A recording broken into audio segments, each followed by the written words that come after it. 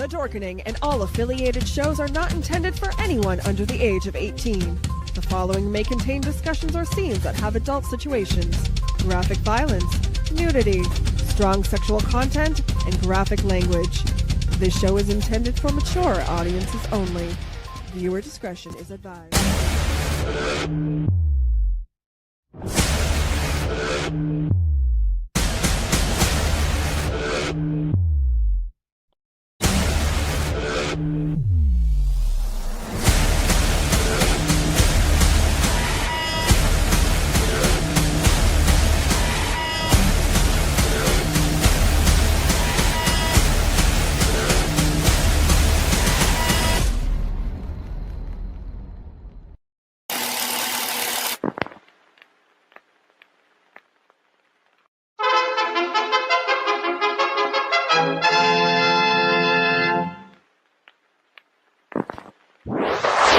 Persons under 18 will not be admitted.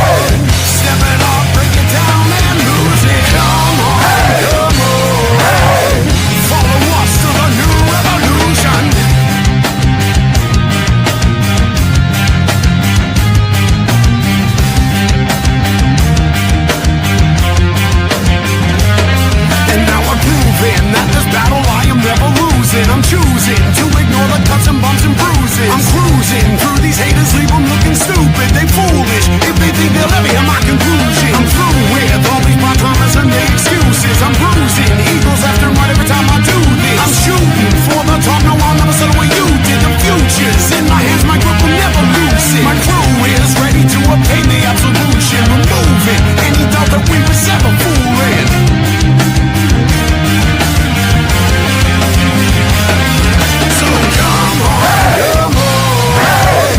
Step it off, break it down and lose it. Come on, follow us to the new revolution. Come on, step it off, break it down and lose it. Come on, follow us to the new revolution.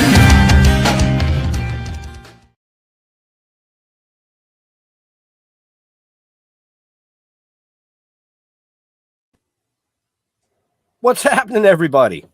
Welcome to another killer episode of Still Toking with. Yeah, we haven't been here for a couple weeks. It's okay, though. We have a killer show tonight. This timing was perfect, actually. There it is again. I missed our theme song. That fucking voice in my head. Two of them. It'll never go Oh, away. jeez. All right, well, let's get right to it. The flashy one tonight that is all silvery for some reason. Mr. Jeffrey Moore. By the light of the silvery. Hello.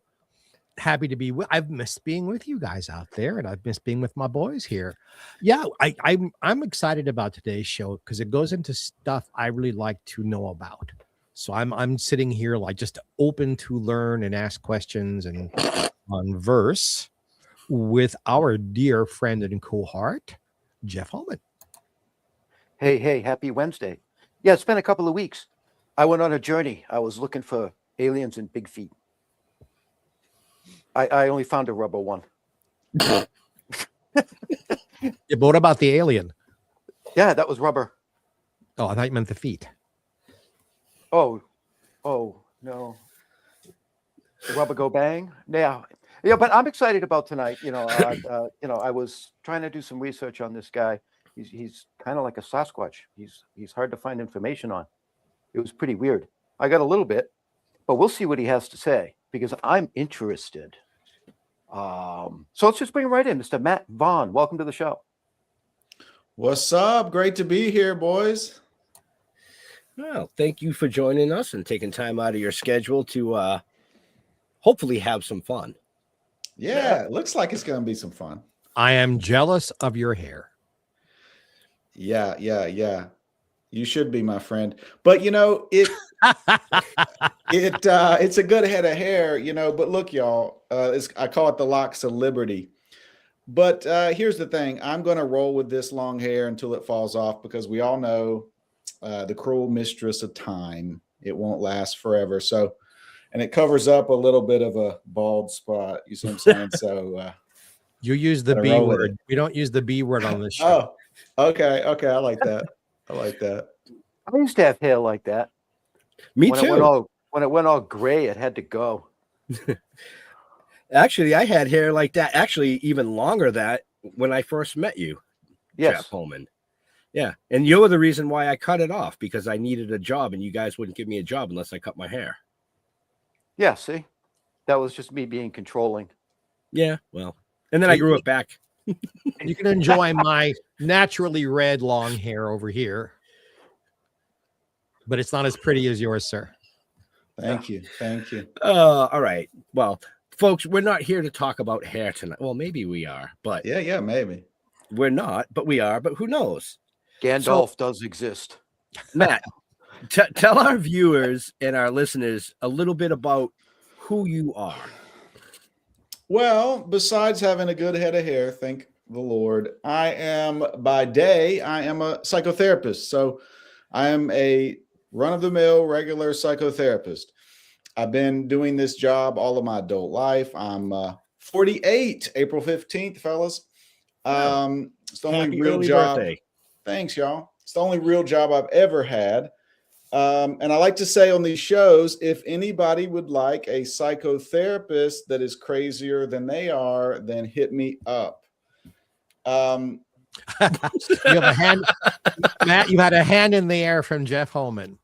Oh, mine too. Okay, You just couldn't see it. It was lost in space. Yes, there we go. Okay. Well, look, hit me up. I got some openings, And so I'm on the show today because I have written a book called My Cosmic Trigger: High Strangeness in Theory and Practice.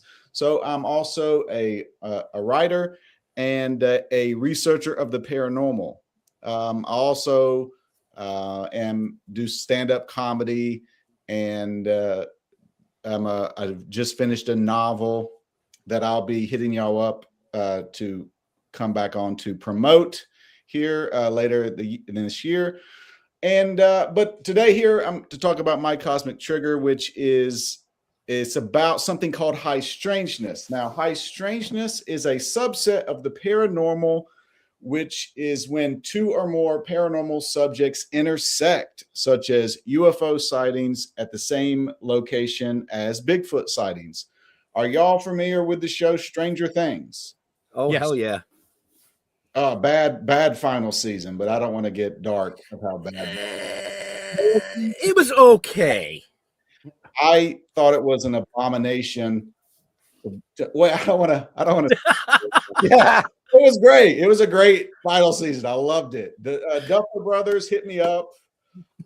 Love to work with you. That's better. Yeah, sorry, boys. I like the final season so much. Yeah. Oh my God. I love that now I'm in a position where I could get in trouble for my opinions. You know what I mean? Great final season. Love Netflix.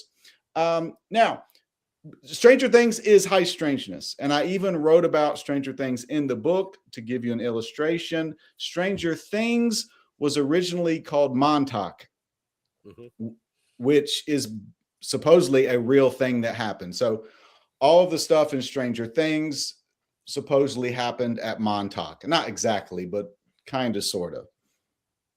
Based thereof. Right. Say what? Based on, sort of. Yeah. Loosely based on. Right. And according to the final season, really loosely based on. But let's get to your book. Final season was amazing. Because I know too many people at Netflix. Let's get away from that. I love the final season. I was joking before, y'all. Yeah. Oh, wait. They have a new season. Maybe I was thinking about the one before it. Anyway.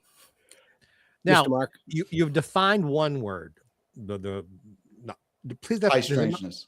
There's another word for mythical creatures that may or may not have actually existed, that cultures believe existed, but for which there is no actual scientific proof. Would you tell our friends that word? These are cryptids, Because- cryptozoology. This is the study of Bigfoot and Loch Ness Monster, skinwalkers, things of that nature. And how do you feel about that? Man, I got a lot of feelings on cryptids. Here's the thing. I believe in them. What can I say? I have seen gnomes when I was in the 5th grade. That's a whole story. I'm sorry, you saw what? Gnomes. Gnomes. Okay, like GNOMS. Yes. No. Yes, okay. sir. Leprechauns. Okay. Sure, you weren't high and they were just little people. I was in the 5th grade. Yeah. Yeah. And Oh, okay. I don't know what y'all are rolling with in the 5th grade. Sounds like y'all are from up north. I don't know what goes on Yep. up there, you know. where are you from, Matt? Matt, where are you I'm from North Carolina. Where? Western North Carolina, near Boone, near Okay. Asheville. Oh, okay. Nice. Yeah. We've all And- been there at one time or another. Oh, is that right? Okay. A lot of I'm high looking- strangeness. I up in this, was looking area. to move out there, but I'll have to question that now. Yeah, you might want to do a little research about that. So Well, I But, did. uh, I got land out there. Oh, okay. how did your interest in this first start? Does it go back to the 5th grade or even earlier? Even earlier, it was the only subject I've ever been into. So when I was a kid, I was researching ghosts and UFOs, getting the books from the library on my own. I talk about this in my book. I even got in trouble with the the elementary school librarian, because that was during the time of the Satanic Panic. And I was trying to get books on Satanism because one of my friends was also into the paranormal. So we were like trying to research the Satanic Panic, and we got in trouble. Librarian called my mom. So it's just been a subject that I've always been interested in. In high school, it got a little more serious. I was getting on BBSs. Now, are y'all do you remember what BBSs are? Bulletin boards? Bulletin board services. It's the precursor to the internet. So I was calling into these paranormal UFO BBSs when I was in high school, learning about Area 51 before Area 51 was a thing. So this has been a part of my life for a long time. And the reason I decided to write the book is because nobody was buying my scripts. I couldn't get anything, couldn't get any traction with that. So I said, well, this weird stuff is getting more popular. So I'm letting my freak flag fly, coming out of the closet. And it's been quite amazing. I mean, I'm talking to y'all. I'm talking like I was on Coast to Coast. I was on OAN the other day talking about UFOs. So it's just, I can't explain how exciting it is for someone like me who's been in the closet, been a weirdo his whole life, have to kind of keep this to the side. And now it's mainstream. I mean, it's like Vance is saying they're demons and Obama's saying they're aliens. And I mean, it's amazing. There was a Bigfoot invasion in Ohio. I mean, it's all happening, fellas. Do you believe Bigfoot is an alien? So, okay, good question. Now, okay, so here's the thing. I talk about the high strangeness theory of Bigfoot in my book. Now, this is where it gets controversial. Now, the mainstream Bigfoot community, Big Bigfoot, as I like to call it, please, if anybody is a part of the mainstream Bigfoot community, please do not blow up my email about this. People get very fired up about it. I know it seems kind of odd to people who aren't into this, but it gets really inside baseball real quick. So the mainstream Bigfoot community believes that Bigfoot is an undiscovered nocturnal North American great ape. They point out that Jane Goodall even gave speeches at Bigfoot conferences. She was pretty open to it. She got on Jimmy Kimmel talking about it. So they want to be very sort of scientific, taken seriously. But then you have weirdos like me who come, the high strangeness people who are exploring the paranormal nature of Bigfoot, which is that Bigfoot has psychic abilities, that Bigfoot can portal. If you have to pin me down to say what I think, and here's the thing, y'all, I don't know. Okay, I'm just giving y'all my research and where the research leads.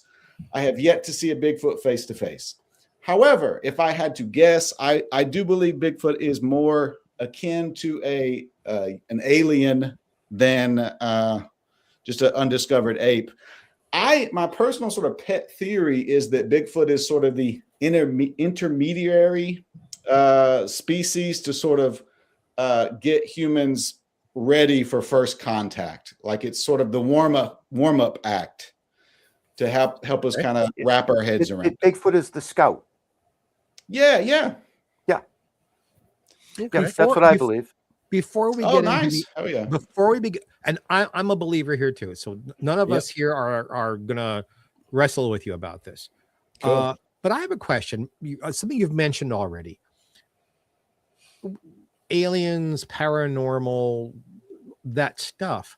Why does Satanism or bad energy or negativity have to be associated with this? Because I've never felt that any of these topics came from the dark side of anything.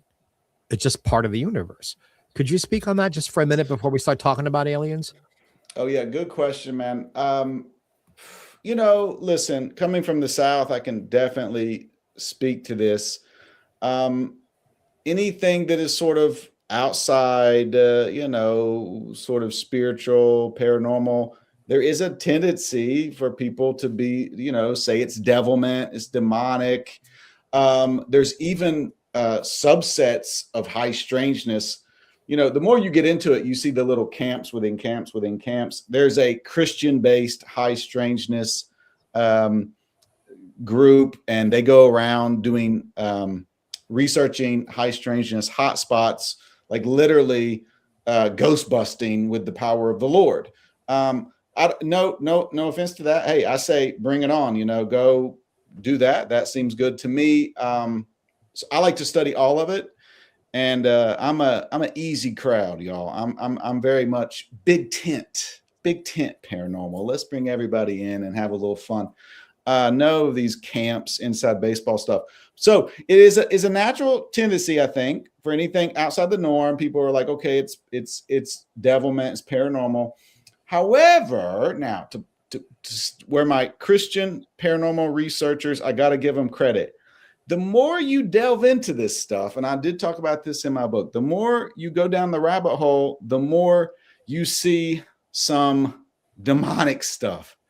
And, I wish it wasn't that way, but that is true. And I have my own little stories with that. I don't even want to get into that. Will be volume 2 and 3 of my book. But, the more you get into it, the more you see it. And there's an interesting phenomena. When people go down the high strangeness rabbit hole, I'll talk about this in volume 2 of my book. What's interesting is it's a very common phenomena for people to become hardcore Christians because they've seen some shit. They felt some shit. They've researched some shit. They've heard some shit. And they're like, fuck all this. I got Jesus. I got the armor of God on me. Fuck it. I don't fuck with any of it. And anything they see is demonic. It's demonic. It's demonic. It's demonic. Now, I don't know if y'all even saw. I don't know. I don't want to drop that. But I got a lot of stuff. I got a lot of stuff with this. So does that answer the question? Yeah. How do you feel about that topic? I think the people who see demons around every corner and then everything that's slightly occult or paranormal is demonic. I think those people are misguided. No offense to my brothers and sisters who go that route. I think they're misguided, but I like to say this. When you study this, you see there's, for example, tie it to Bigfoot. the more you research it, there's good Bigfoot and there's bad Bigfoot. There's good cryptids and there's bad cryptids. And there's good UFOs, there's bad UFOs, aliens or whatever, So the more you get into it, the more you see that sort of good and evil vibe. So it makes sense to me that people are like, it's demons. Now, I want to speak to your everyday job. Do you think that somebody that has a really good energy about them is going to see the good side of those things, and somebody that has a really negative, shitty attitude energy is going to see the more demonic side of things?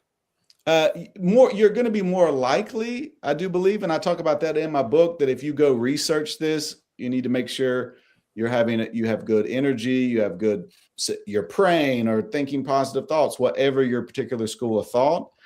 However, there does seem like I said, the more you research this, the more you see that there does seem to be something that is your good intentions are going to overpower it. For example, I would not go to Skinwalker Ranch. I mean, I would not go. In my book, I would go in a heartbeat. Good luck. Okay, Good why luck. wouldn't you go? Because I've heard too many fucked up, crazy stories. Oh, yeah. Jack. So here's the thing. I'm convinced, and I like to say this. I'm convinced something highly strange is going on at Skinwalker Ranch. I don't need to be convinced. I'm not an adventurous person by nature. I'm not a thrill seeker. For the right price, with Jeffrey's contacts at Netflix, I'll do a show and we'll go. Love Netflix. I'll go for the right price, but just for fun, I'm not going to where skinwalkers come through a portal.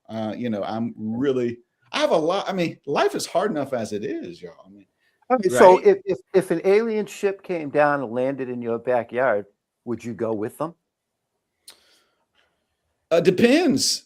So there's one idea: if a UFO lands in your backyard, run the other way. Now, however, see, I wouldn't do that. I would not run the other way. Nor would I. That's one school of thought. But the thing is, if one is landing in your backyard, you're probably just running away is not going to make no. The first thing I would do is change my underwear. I mean, and then see what happens after that. I mean, if one lands in my backyard, I would imagine I know them a little bit. You know what I'm saying? They came to see you. Maybe they're admiring your long hair too. Or they're trying to cut it off. It could be the bad ones, man. It could be, but I guess I'm the eternal optimist. I would welcome contact and assume that if they had the ability to come here and revealed themselves to me, because the entire topic is about beings, forces, energies that have come here that have not chosen to reveal themselves to everybody. If they're revealing themselves to me, it's like, well, I'm special. Thank you. Can I make you a cup of coffee? Let's talk. I dig it. Look, I'm very optimistic about this stuff as well. I mean, I really am. I mean, in your research, how far back do you think contact has gone? Is it something of the 20th century and not before, or does it just go all through time? I think it's all through time. And one of the things so here's the thing with my book. If anybody, my book is a bit of like a encyclopedia or a textbook. It didn't start out that way, but that's how it kind of came to be. So if you want to be all up to speed about all of this weird stuff going on in the world today, I have done my best to put all of the theories, all of the research in this field in one easy place. It's got 5,000 references, something just crazy amount. So it will get you up to speed really quick. But the thing is, and I want to point this out to the people who aren't that into it, because you're hearing, heads of state are essentially we've had soft disclosure, my opinion. But the phenomena is so much weirder than just if they're little green men or not. It gets gets to the very nature of reality, and it's like a science fiction movie. X-Files is a documentary, is what I'm saying. Love that show. But I'm very optimistic. I lost my train of thought, y'all. That's quite okay. all right. And I'm going to take that segue right there to say to all our viewers and all our listeners, if you're interested in Matt's book or anything that we've talked about, check the show notes up above or down below, depending on when you're watching or listening to us. His links are there. Okay. Oh, yeah. I remember what I was going to say. You asked about if it's been this way through time. So one of the theories that is in the UFOlogy literature is that through time, these entities change. They change shape so the humans at the time can wrap their head around it. So it was, say, angels and demons. Then it was, say, fairies. Then it was there was an airship in the late 1800s, early 1900s. There was these airships that were seen all over the U.S. Very interesting fact of U.S. history. So the theory is that was their guise at that time, and now it is the guise of saucer craft, of UFOs. That's one theory. Is it your feeling that any entity, I'll use the word entity because I don't know what the word to use, that would come to visit are in some ways more developed than we are? Yeah, I think they are like thousands of years above, more developed than us. And I think that is, so what I point out in my book is my theory is that so when people get involved in high strangeness, a lot of weird synchronicities start happening and a lot of weird phenomena start happening.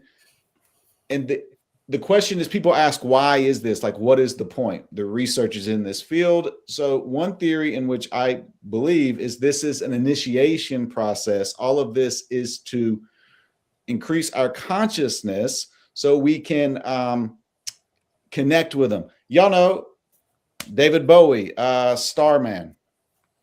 Mm-hmm.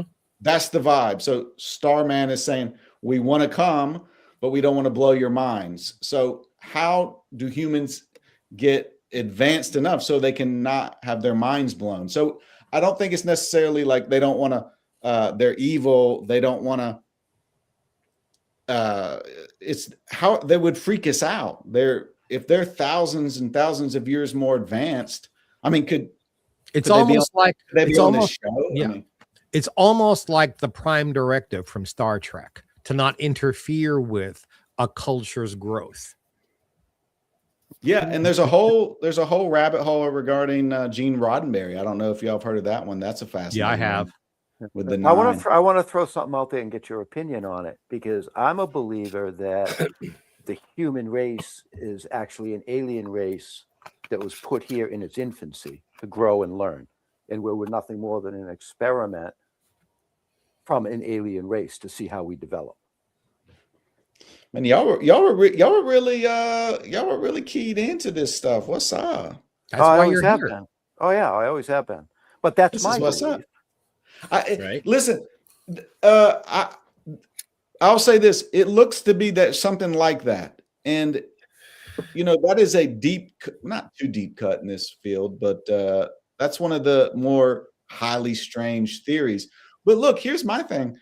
We have former congressmen that are literally saying that there were, he was briefed on alien hybrid breeding programs. So that was the next question I was going to ask you. Yep. Is it your belief from your research that governments, plural, because it can't just be ours, that governments have either been contacted or have had some sort of seeing, hearing, where high echelon governmental people know a whole lot more than we are being told as a citizenry?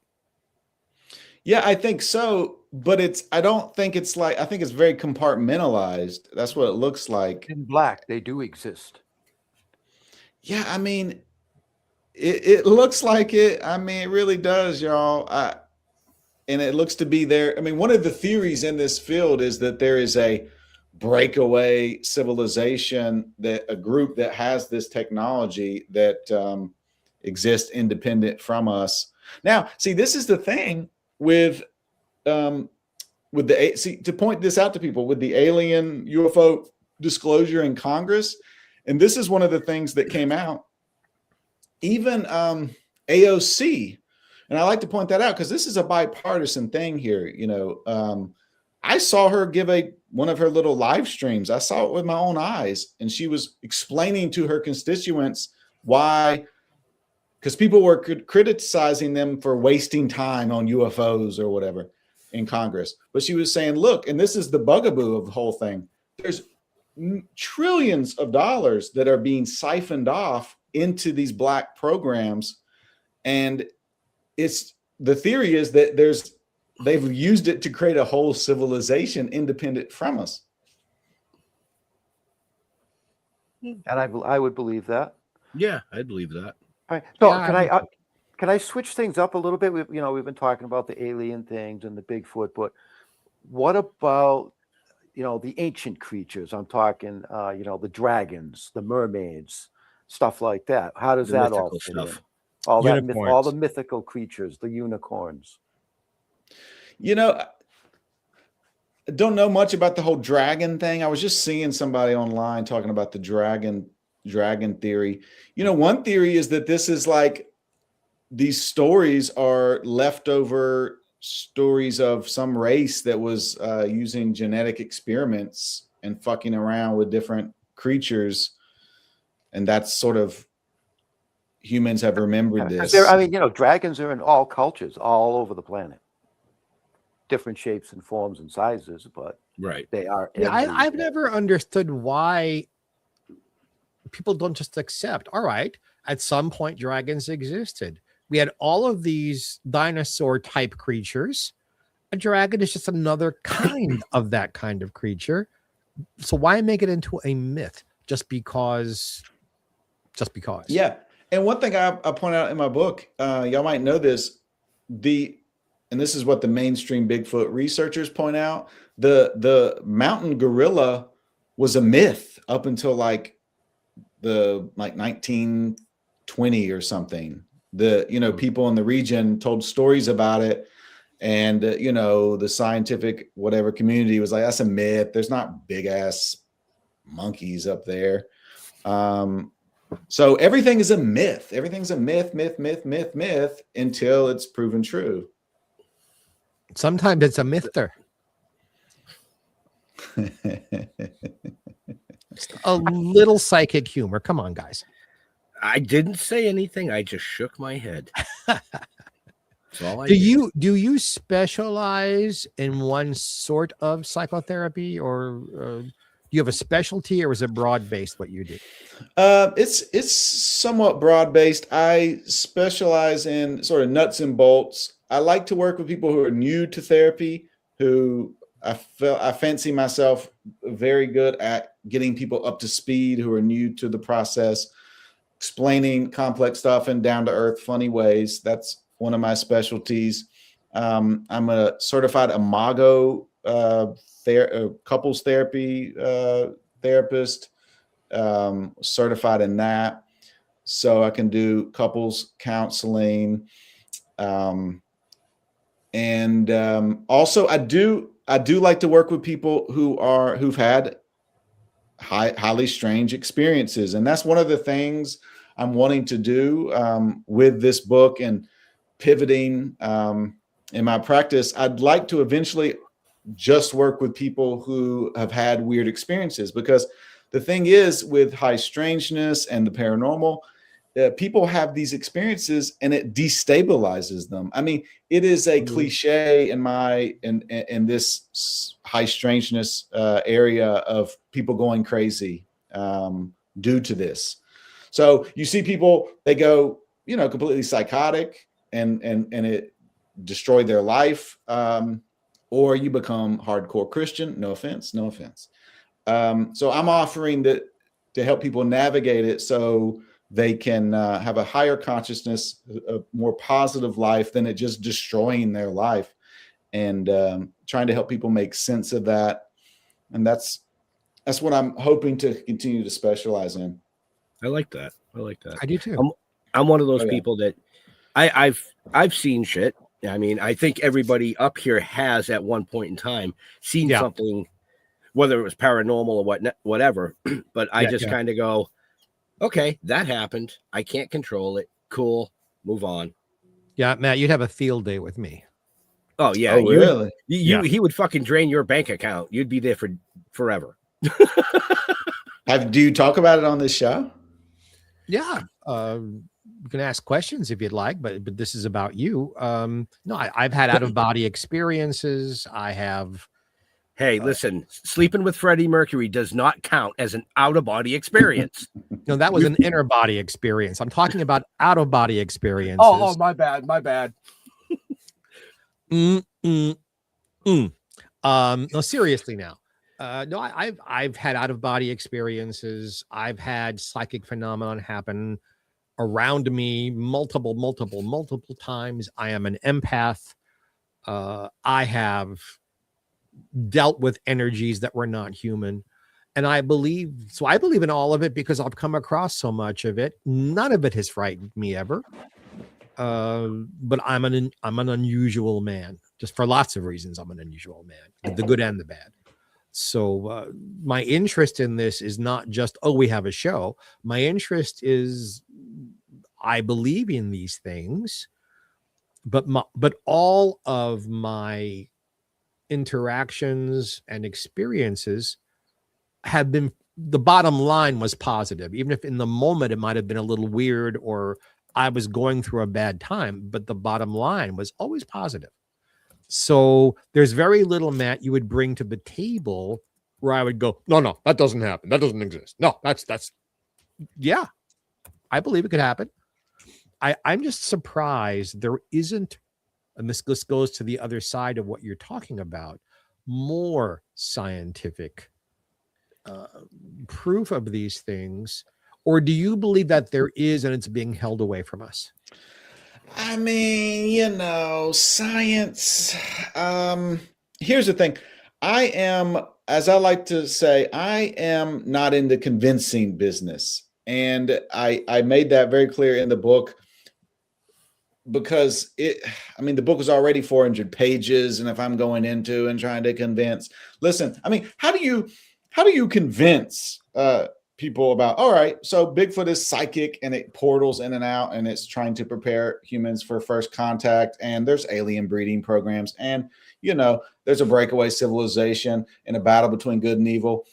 What? Like, how are we convincing? Who are we convincing? So I think the convincing, what I say in the book, I encourage people into this to pump the brakes on trying to convince. Because I think this stuff is beyond belief. This is what I can bring as a psychotherapist. The truth, the human mind is not set up for the truth. Quite the opposite. On a mundane, I hate the truth. You understand? On the mundane level and a big level. So I don't think there is any sort of amount of proof that will change. No. I think you misunderstood my question. I didn't mean let's prove it. I just meant, is there some proof out there that for whatever reason is being because I believe top echelon people know more than we are being told, and that's fine. Oh yeah, if they're protecting us, God bless. But I'm saying, do you think there is the scientific basis for some of this, but it's just not being shared? Oh yeah, at those high levels, yeah, I would imagine. That's where the reverse engineering, the craft. So one of the things I've been talking about and going on these podcasts is, and this is one of I like to remind people who are sort of new to the UFO disclosure, the idea of UFO disclosure. One of the reasons, the theories of why it's kept secret is because of the technology behind it, that the technology, the propulsion systems behind the craft. Like y'all probably all heard about those 9 scientists that have mysteriously gone missing or died or whatever, who were working on this supposedly technology. So that is the one of the theories behind this, of why it's not disclosed. It's not that if there are or are not little green men from Mars. It is because these little green men didn't get here on gasoline. They got here on some sort of exotic propulsion system. It's all about money on that side. Yeah. You bring See, up something I've always I was wanted gonna- to ask. I was going to say it's more about mass hysteria. Nah, it's about money. It's about money. I mean, it's about a lot of stuff. I mean, you know, like, and that's the thing. I'm not one of those UFO researcher people who, like, there's a lot of weeping and gnashing of teeth in the community. Like, since I was a kid in high school, y'all, the goal was disclosure. And now it's happening, and the UFO community is like, oh, it's a psyop. They're not telling us the full truth. And so I don't fault, I mean, especially any governmental or groups that might have guns pointed at my head. I don't, but I don't fault. I mean, how do you disclose this? How do you introduce this to the world? It's a very tricky thing. I'm fine with the slow disclosure, the slow roll. I think well, that's even a in good today's approach. world, you can't even bring one on television to talk to the people, because everybody would be like, oh, that's just AI today. I know. I mean, no one's going to believe it. No one would believe it anyway. I want to ask you a question that's like not terribly important, but but curiosity on my end. Why is it always little green men from Mars? Why is that the stereotype? Where does that come from? Marv the Martian. Yes. Marvin the Martian. Yeah. Well, it's a good question. And the theory is it comes from the Hopkinsville Goblins case, where in Hopkinsville, Kentucky, their people claimed that these little green men besieged their farmhouse. It was in the news. And as far as I know, that is where the term came from, little green men. I thought it was from the Flintstones. No, that's way.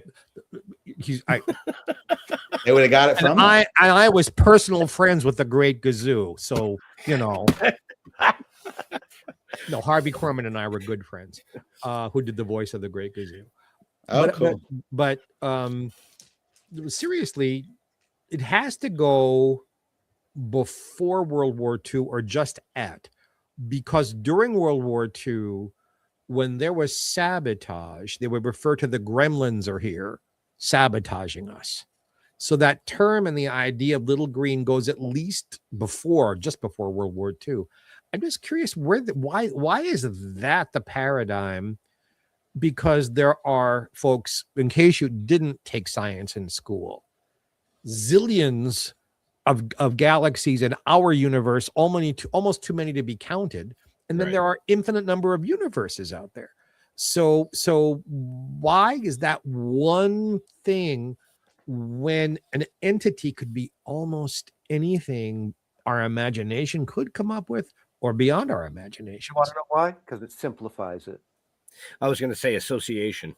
It just And simplifies it's derogatory too. It's to belittle. So I'm bringing back the little. Nobody says that anymore. So I'm bringing it back. Us saying little green men. You know, littlegreenmen.com. Netflix show. I love Netflix. So Netflix. Matt, you're going to break your back bending over backwards, not to hurt anybody's feelings here. So it's okay to have an opinion. Really, it is. I mean, I thought the final season of Stranger Things was sublime. That's why I watch Amazon Prime. So you were talking about proof and actually convincing people that these things are real and blah blah blah blah blah blah blah, and it's all theory. Okay. When I get into a conversation with somebody because I'm really high or for whatever reason, and we get into this very philosophical conversation about aliens and creatures and all this stuff, I don't want to be convinced that they're real. Convince me why you think they're not, is how I approach it. because I'm one of those that believe everything is possible. And it's up to Right. you to convince me and Yeah. prove to me that it's not. I think all three of us are on the same page with that. I Pretty mean, and much. the thing is, here's the thing, not to alarm the more skeptical listeners out there. The Overton window is blown wide open, and hold on to your britches, skeptics, because the skeptical sort of stance is becoming even. How do you maintain it? It's literally been disclosed that the government has said there's aliens of some sort. Problem with that is nobody believes what the government says anyway. So That's Do true. you have any ideas That's or true. thoughts about specifically, since you mention it so often, Area 51, like what exactly did they find there?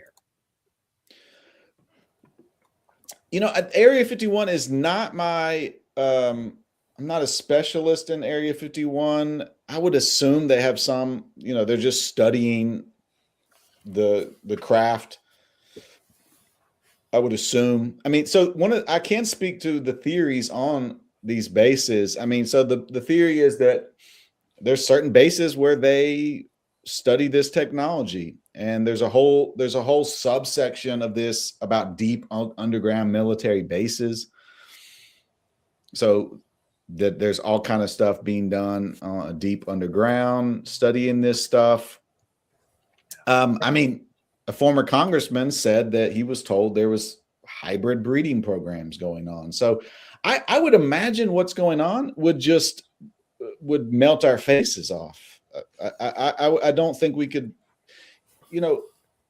it's if X-Files is a documentary, I mean, how do you wrap your head around that? Right. Acceptance. Right. When you stop fighting it, it's easy to accept. I guess so. I mean, what can we say? It's real. All right, everybody. All right, skeptics. Okay. X-Files was based on real shit. Sorry. Okay. Don't shoot the messenger. Wow. No. Wow. And there is absolutely nothing at Area 51. Area 51 was just a ploy. It was a cover. It was to make people focus on Right. something while it's going on over here. Yeah, at Area 41.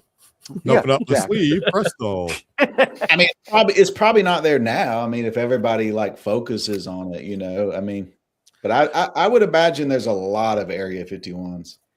Probably. Matt, in your field, what you actually do for a living, I know you cannot mention names, you cannot mention specifics. Have you come across patients who came to you and in the course of their therapy, it comes out that they've had these kinds of experiences? He raises his eyebrows because he just gave me the answer is yes. All right. Thank you. Right. So here's the thing.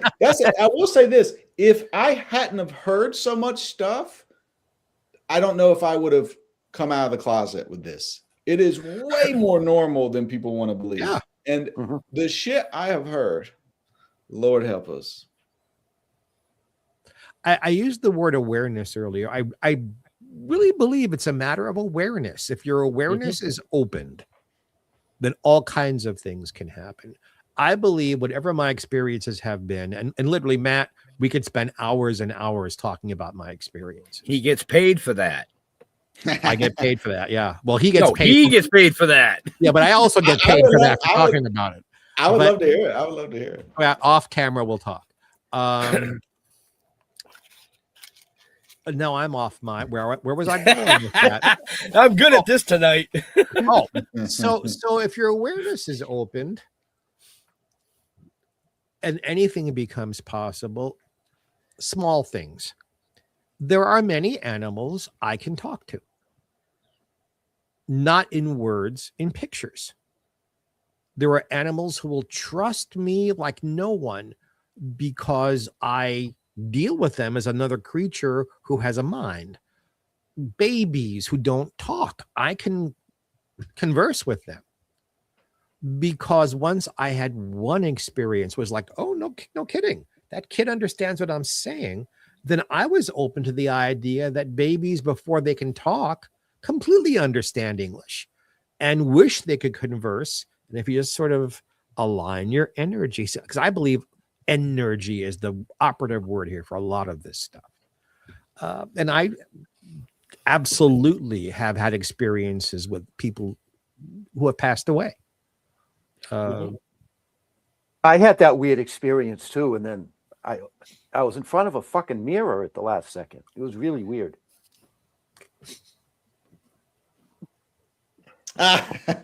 Matt's just like, what? I think I get it. I think I got get it. now. I was just waiting for everybody else to catch on. I think I got it. Why do you think I turned my back to it? Yes. So was fifth grade your first awareness? Is that about when for Matt the awareness opened up? So okay, I had one of my earliest memories as a human is having a paranormal experience. I must have been 4, and it happened a couple times, and it would be in the hypnagogic state when you're going to sleep, and I would hear this sort of almost like angelic or computer voice, like sort of metallic. It sounded metallic, and it was so odd. I was young, but it was odd enough that I still remember having the thought, oh, that's weird. And then it happening at least twice. And I remember thinking, oh my God, that weird thing is happening again. Now, some people talk about that metallic sort of angelic voice. Philip Dick, the science fiction writer, talks about that. So that is one of my early experiences. But when I saw the gnomes in 5th grade, we assumed they were human little people. And only did I start researching that it could be gnomes is when I was in high school. The Witch Lady of Morganton had a self-produced VHS tape, and she talked about the legends of the Cherokee little people. And me and my friend were like, oh my God, the from 5th grade. So that sort of opened my mind up that there might be a high strangeness element here. But it's interesting that woman, the Witch Lady of Morganton, was the last witch that was prosecuted in the United States on witchcraft laws in the 70s. It's a fascinating story. There's a documentary about her on YouTube. So how do you think deja vu plays a part in all of this? The more I research this stuff, the more I think there's all kind of theories about timeline disturbances. The more you get into it, the more like heady and weird it gets with that. I think there's something to that. I've had some weird stuff. The Mandela effect. I always say mandala, and it drives my wife up the wall. Yeah, the Mandela effect. Yeah. And the mandala effect, I call it sometimes. Yeah. So I think there's something to it. I mean, the more you get into it, the more. Listen, y'all, I like to say, I believe at this point in 2026, I'm willing to consider everything but flat Earth. No offense, flat Earthers. Please don't. You are the most apologetic human being I've ever met in my entire life. Jeffrey, listen, I'm such a, like, my personality, I don't like conflict, but the amount of hate and weird stuff I get with this stuff, like, it's freaky, man. I got my first stalker. Thanks very much, fellas. You're welcome. We figured out who it was. Like, the amount of weird hate, like, listen, I'm just a humble psychotherapist, researcher. Please don't send me weird hate and rants. We found that if you get that weird hate mail and those weird freaked out rants, then you're doing something right. You're doing something right. Agree. You caught somebody's attention. You got somebody's attention. They didn't necessarily agree with you, but you're doing it right. So what we do is we go, thank you.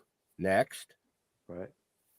I wanted to ask you, Matt, have you ever watched the documentary called The Hollow Earth? No, but I love Hollow Earth stuff.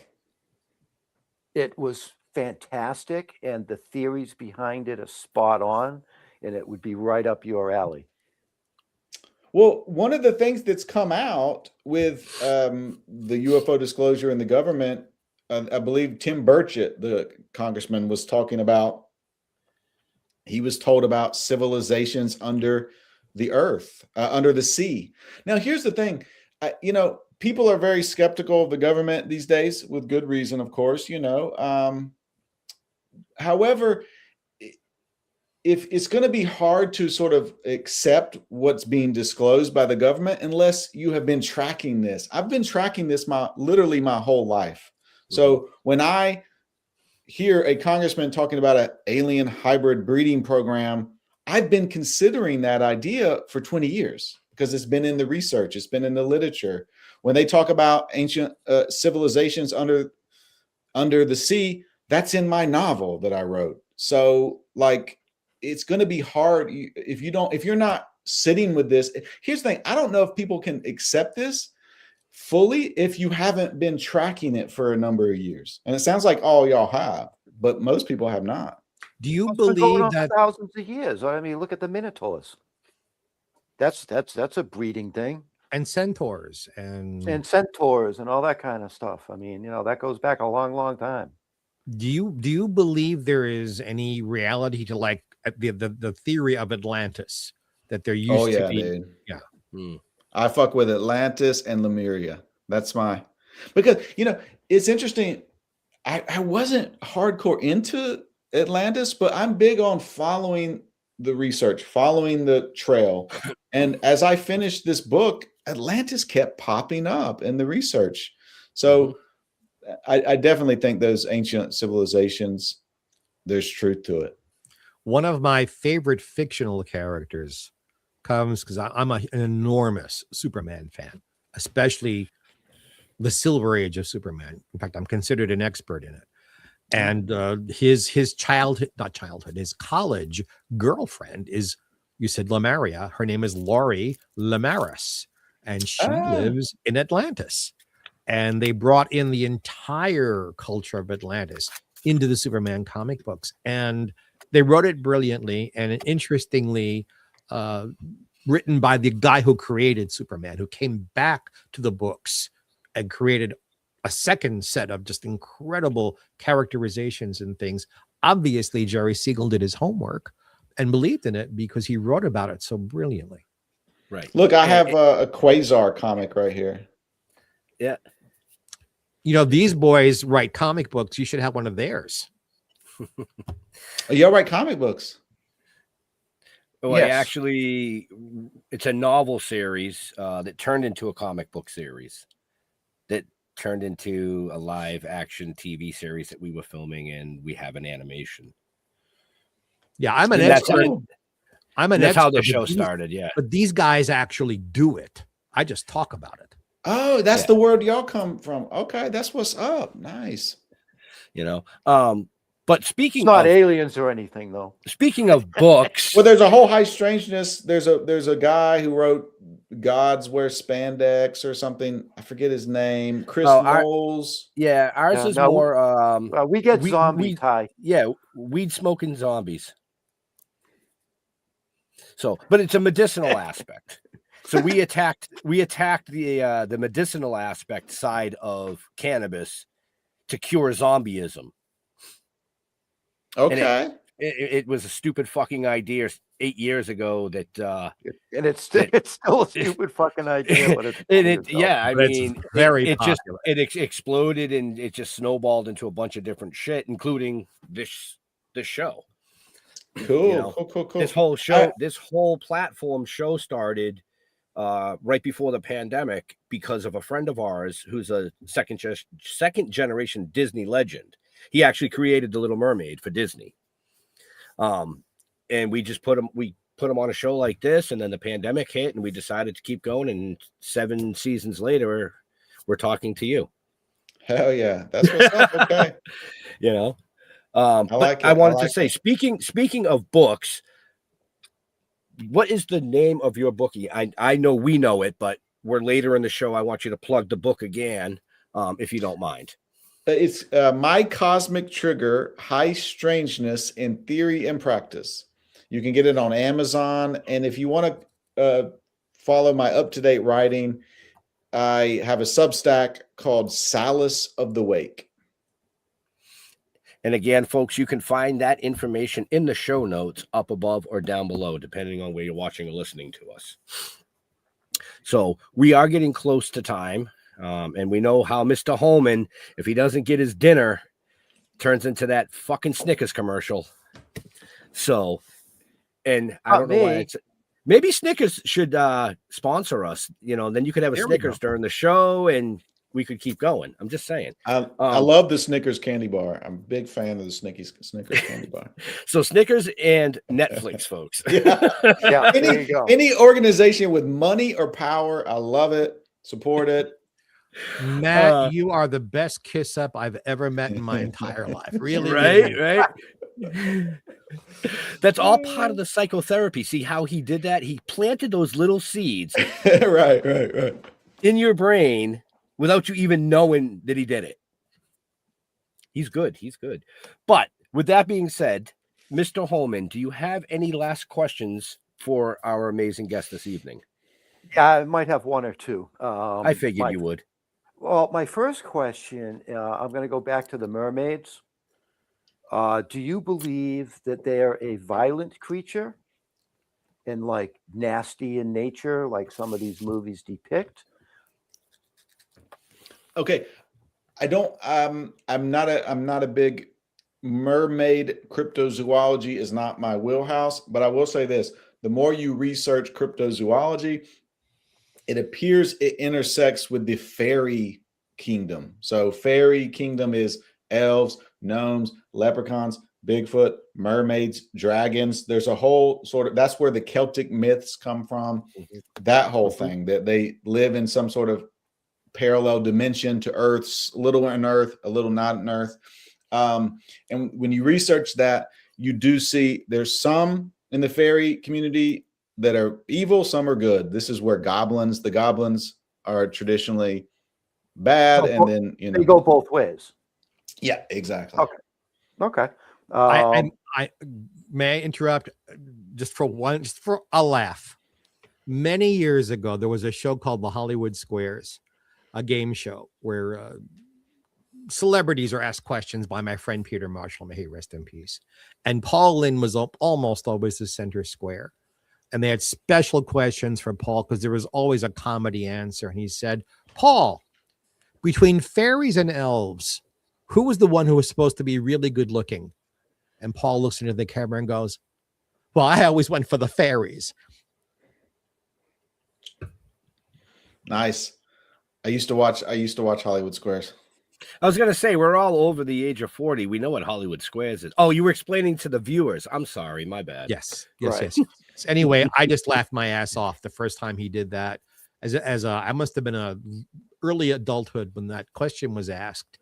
I just thought that was a very, very funny response. I just thought I'd throw a little humor. It landed like a thud. I'm sorry. I hoped there would have been a laugh there, but there wasn't. There was. We all laughed. It was all laughing with ESP. You should have picked up the energy. That's right. Right. That's right. Yeah. The Bigfoot were laughing in the woods. Okay, So- Jeff, you had a and, second question. I Go got ahead. one. Yeah, I want to ask my standard question. Are you a dog guy or a cat guy? Wow, personal question. Oh, Can't I'm answer that. sorry. Can't answer that. That's too controversial. Gun to head, cat. I'm a cat guy. Okay. Yep. As Very am good. I have cats. Jeff has both of them. That's why he asks. Yep, I'm both. I go both So- ways. Cats Oh, or jeez. dogs. Cats are like too friendly, man. I mean, dogs are too friendly. I mean, it's like, come on, relax, dogs. Right. Cats don't hump your leg. Just saying. True. They won't lick your balls either. No. I, on the other hand, am happy to do both. So Mr. Mark, do you have a last question for this amazing guest? yeah, I really do. It's a serious question. The therapy end of your life. Do you feel humans have access to enough therapy to help them? Or do we need to rethink how we think of therapy to make it so that insurances cover more? And, I've met people like they get a 10-minute therapy session once a month. That's all their insurance is going to cover. It's like, I can't introduce myself in 10 minutes. Never mind, talk about a problem. What is your view on, do we need to make mental health help better? And if so, briefly, how could we do it? Oh man, I am very much a believer in psychotherapy and mental health. I'm very much, the more the better. And yeah, our society would be a lot better off if we had more access to it. I mean, talk about high strangeness. It just, in my practice, the amount of stress people are under these days is really just off the chart. I do feel a little bit like the little Dutch boy with his finger in the dam. And when I was coming up, I'm old enough that when I was coming up in grad school, there was this notion that some people didn't really need therapy because they were affluent. They really didn't need it. And they were sort of taking the resources from other people. But boy, that idea to me is just gone way out the window because everybody is just so stressed to the max. Everybody can benefit from it. I've utilized it myself. I will continue to utilize it on and off throughout my whole life. I cannot recommend it enough for people. Any way you can get it. If you have the time and energy and the resources, I cannot recommend it enough to get you a therapist, talk to them. I think that's only one side of the problem, though. The other side is, I think people just in general don't want to see therapists. It's hard. It sucks. It's one of those things that it's over the years, it's like, oh, you see a therapist? What are you, a fucking psycho? You know what I mean? So that's been kind of bred into people over generations. Yeah, because in my mind, anyway, if you have a problem and you don't see a therapist, you become a fucking psycho. I stand in front of the mirror and I psychoanalyze myself. It seems to work, but maybe not. I mean, I highly recommend it to people if you've never done it to give it a shot. One of the jokes I have is that psychotherapy is for people who have people in their life who refuse to go to therapy. So everybody is going to see me because they have somebody in their life who refuses to do it. It's just a conversation. It's just a one-sided conversation where the practitioner is just focused on helping you. And people say, well, that's what friends and family are for. And I'm like, don't get me wrong. I did it and I did it. So, have you met my friends and family? You know what I mean? Yeah, exactly. Right. Yeah. You need that person that is not part of your circle to see the whole picture. Yeah. I mean, I'm an all of the above person for therapy stuff and for paranormal stuff. Talk to your friends, talk to your family, talk to your therapist if you have the time and energy. But yeah, it's quite desperate out there with the, if I was put in charge by the psychic Bigfoot, I would make more mental health resources available. Part of the problem today is too many people have closed minds, and without an open mind, you're not gonna develop anything anywhere anyhow. Your mind is like an umbrella. It only works when it's fucking open. And people need to tie a bow on this. People need to prepare themselves because your mind is getting ready to be torn open. It's only April in 2026. Buckle up, everybody. I believe it's about to get a lot weirder. Yeah. Well, I tell people, some things need to be believed to be seen. So. Yeah, exactly. That's absolutely right. So I generally don't ask a question at the end. I kind of just do our thing.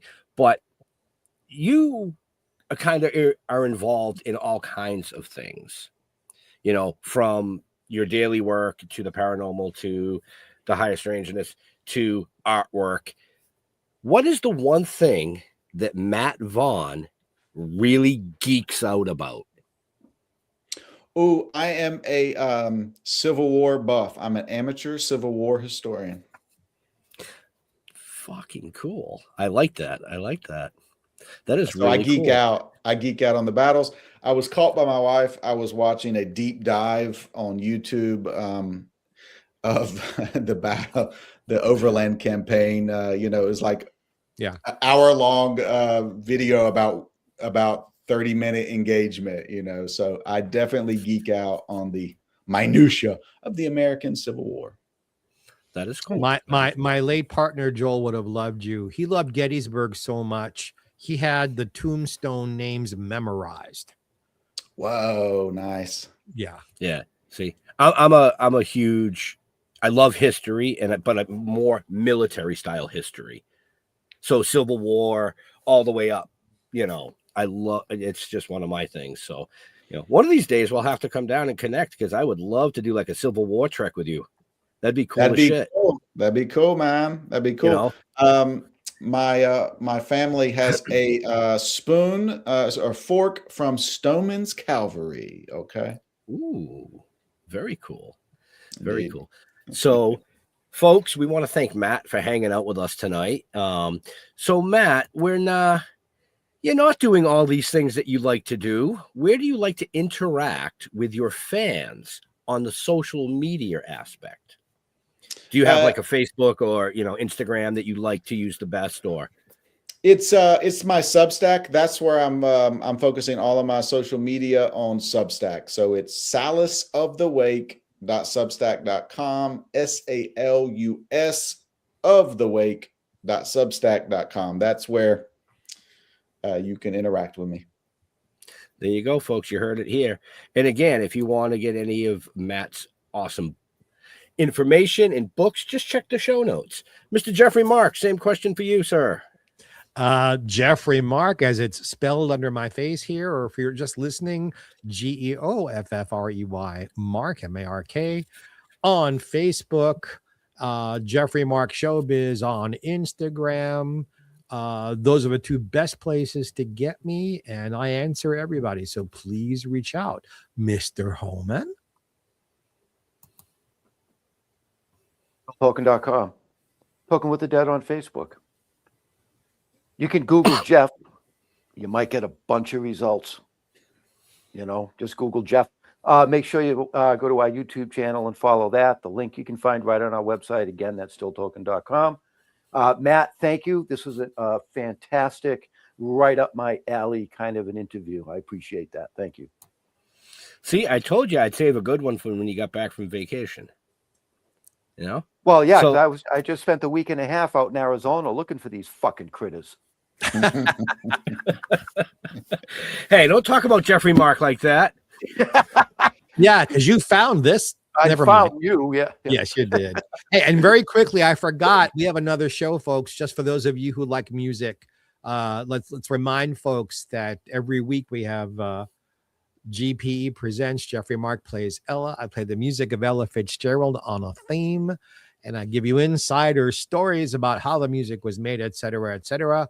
Show can be found on every platform, channel, network. However you find this show, you'll find that one. And our buddy Ben produces it, and our buddy Jeff sprinkles his love all over it. So if you want to listen to some good music and hear some really insider stories, please, please, please come listen and watch.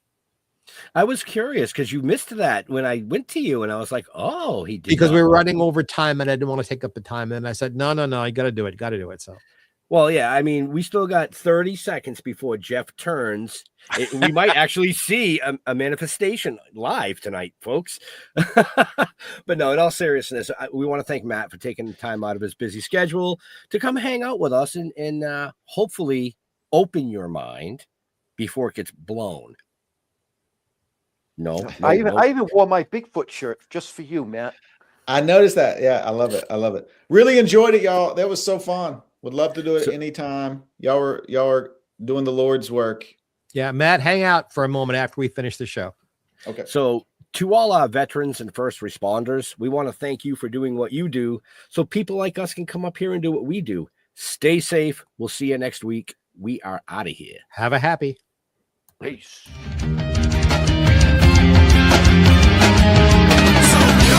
Hey!